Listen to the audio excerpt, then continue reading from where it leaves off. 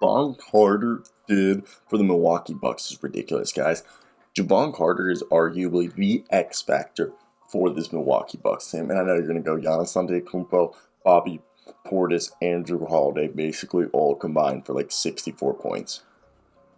Drew Holiday and Giannis Antetokounmpo, yes, they're the leading sources. And with Chris Middleton out, Bobby Portis, Brook Lopez, and Giannis Antetokounmpo, Mike Budenholzer looked at what the Cavs did with Jared Allen, Evan Mobley, and Lowry Marketing. And he's like, okay, we're just gonna run Bobby Portis at the small forward position and tell him to take like 7 3-pointers a game. Keep Giannis at power forward and have Brook at center, and we're basically gonna have 3 guys have double doubles, or Brook Lopez had 6 points, but basically 3 guys in double digit rebounds. And then we're gonna have Drew Holiday, Wes Matthews just do their thing on the perimeter, and whenever Wes needs a break, we're gonna put Jevon Carter, who's gonna come in, take 3-pointers, play incredible defense, and you're gonna look at the stat sheet and you're gonna be like, Jevon Carter didn't do anything. There were so many times Jevon Carter disrupted a play by just getting in the lane.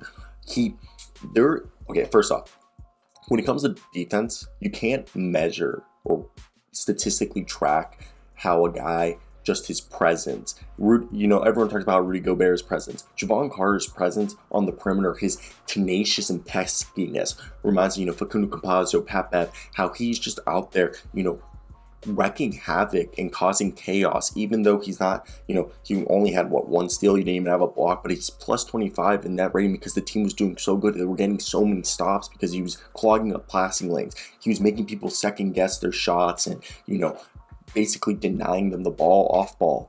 And that's what makes a great defender. And then you also have Pat Connaughton and Grayson Allen basically taking turns. So really, Pat Connaughton and Grayson Allen come in for Wes Matthews or Bobby Portis if they need a breather, because sometimes, or even Brook Lopez, because then they'll shift Giannis and Bobby to the front court, and they'll rotate in Connaughton, Grayson Allen, Jevon Carter, depending on the rotation, with Jevon Carter primarily backing up Drew Holiday, but also there was time where it was Drew Holiday and Jevon Carter out there at the same time, which I very much loved. I thought that was great. And it just shows that this team is good. And I thought the Boston Celtics had a really good chance of winning this series, and I think I'm completely wrong, and that I was just speaking like blasphemy, because when I look at this, I'm just thinking this Bucks team is legit, and I'm sorry for ever casting doubt. So I want to hear your thoughts down below, guys. Like and subscribe. What do you guys think of this game? What an incredible game it was, like watching it. I mean, just preposterous stuff coming from Giannis Antetokounmpo, just off the glass alley-oop to himself. Like, Boston couldn't handle Milwaukee in trend story. The story of the game is Boston was trying to figure out how to contain Giannis in the half court, not cutting him to the lead without getting themselves into foul trouble. But then they watched him come back in and break out the Dirk Nowitzki fade over Grant Williams, and he continues to evolve his game to the point that Boston hasn't found a way to stop him from dominating. And he's been so lethal at pushing the ball in transition, and Boston has been creating way too many transition opportunities for Milwaukee. And the defense,